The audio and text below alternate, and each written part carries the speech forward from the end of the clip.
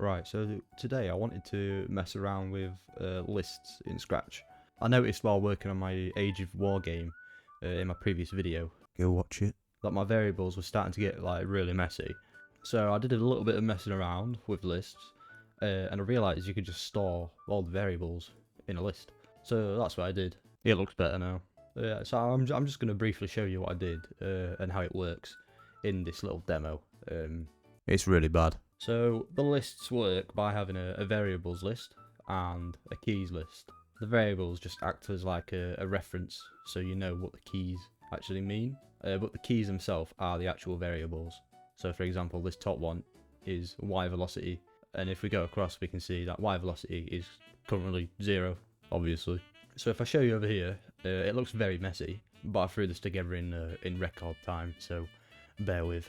So when I press A on the keyboard, I use the replace item block, which is right there, and it replaces the first instance in the keys list. So if we look up here, that's y velocity, and that's this number right here. That's what it's replacing, obviously. So in this example, I've replaced it with -5. So when I press A, the character moves to the left, which is why it's -5.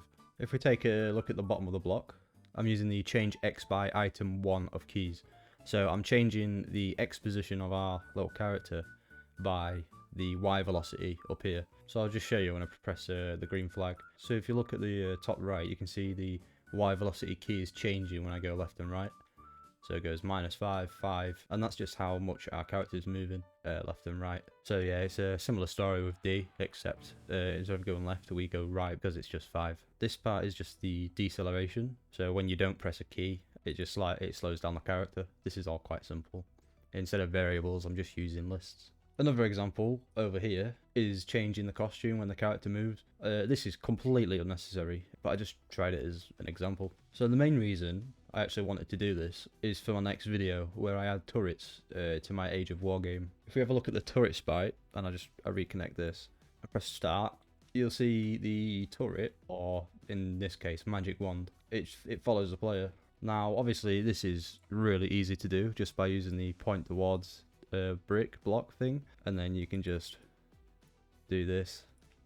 I mean, it looks a bit funky because of how I've set up my costume, but I needed this so I could use this block here, which I think is much more expandable, I guess. And yeah, this is kind of how I need to do it for my Age of War game that I'm making, which I'll explain in that video if I remember. Yeah, but yeah, it just uses simple trigonometry to calculate a direction based on a x and y value. Using lists is really handy for handling tons of variables, like especially when you've got loads of sprites on the screen and you need to shoot your turret at a certain one, which is why I have to use this trigonometry. It's the only way I could figure it out, to be fair. But yeah, that's basically all I wanted to show you, to be fair.